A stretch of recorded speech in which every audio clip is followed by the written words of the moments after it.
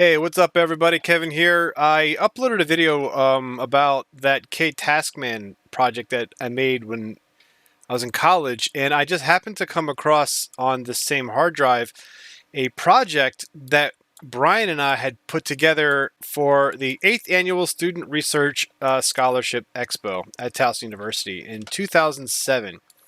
Now, this was a we got a grant to work on this for Goran Trzaskowski. I forget the professor's name.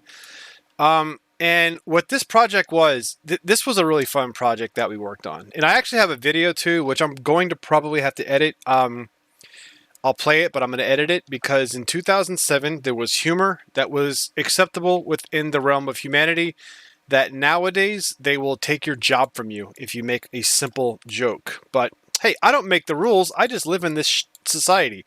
So this project, we called it Mirage. Now, what you're looking at here is actually this was a gigantic poster that we had printed out and it was on display, and I think it was like a whole weekend, Friday through Sunday.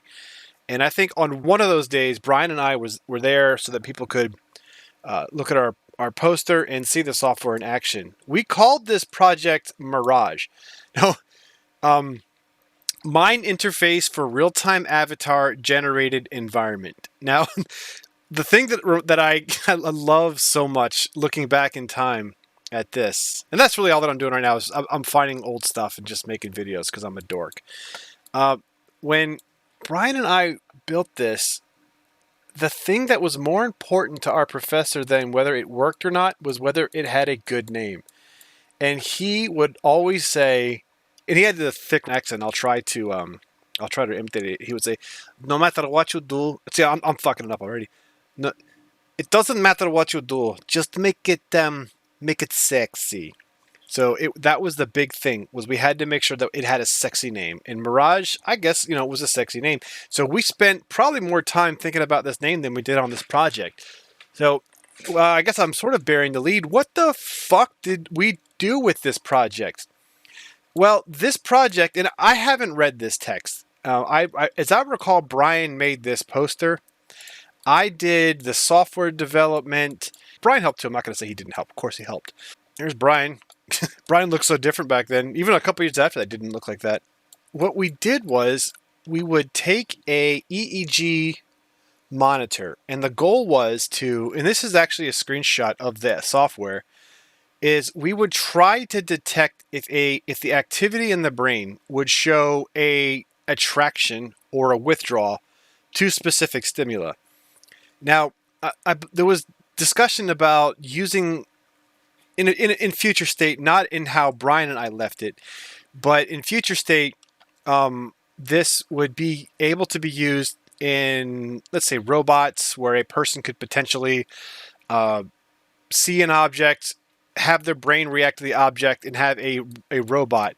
Now, the way that we determined this in a robot was by writing this little application here that was in a PDA, and it interacted with this software, which was this was a DirectX application. That's how we displayed the graphics. And this brain, you could like spin it in whatever directions, and it would kind of tell you which hemisphere the brain was either attracted or not to a specific stimuli. In this case, we have a picture of art. And I remember this little brain here, and I can't find the source code. If I can get it running, I'll see if I can. But this little brain here would like spin in circles. It was kind of cool. And then, of course, on the PDA would connect to this, and it would show which hemisphere of the brain was more attracted to what. This was our subject here, one of our roommates at the time. And what we did is we hooked them up to these, which I have, I have the video that shows what we did.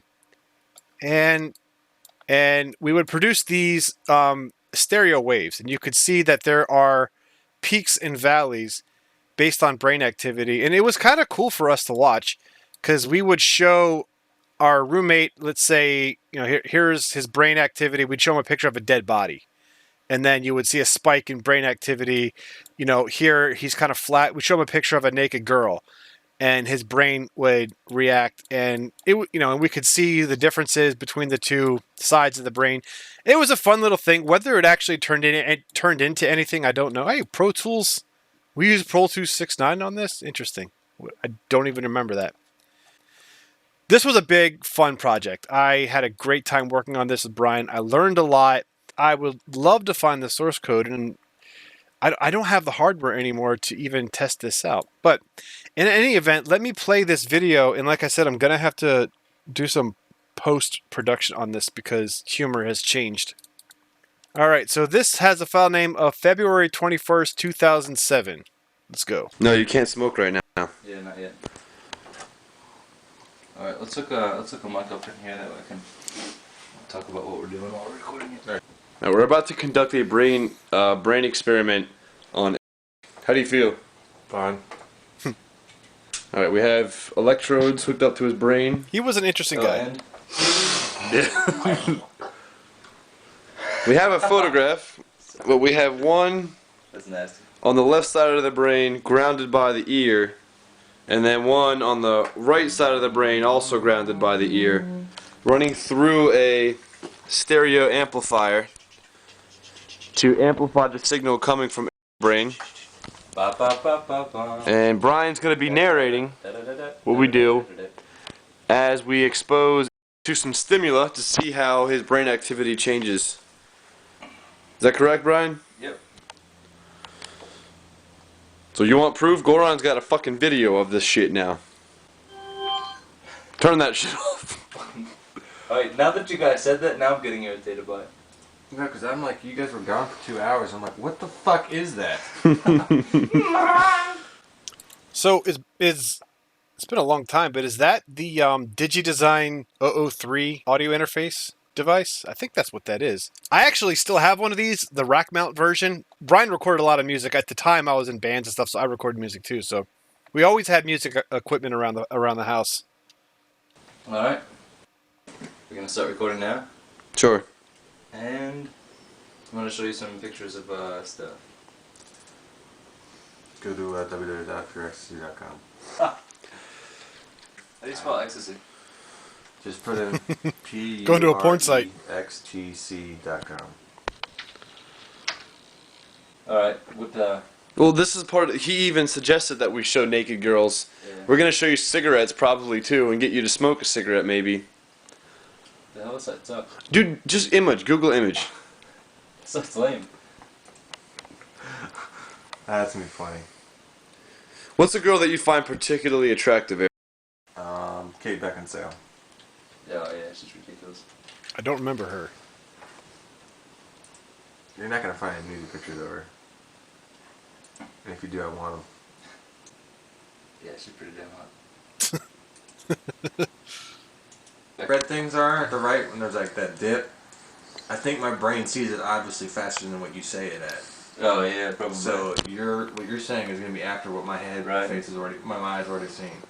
It'll be interesting to play back. So it makes sense. Like every time you see a dip, it's like your voice says something right after that. Like Yeah. significant ones. It's like, what the, oh.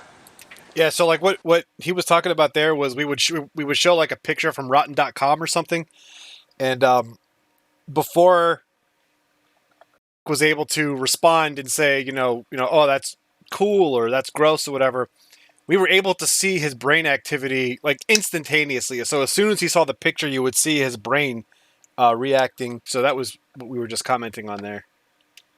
Right. We're now just about to light up a cigarette. Lighting a cigarette and the cigarette's being smoked. Thank you. Come on, sir. Thank you.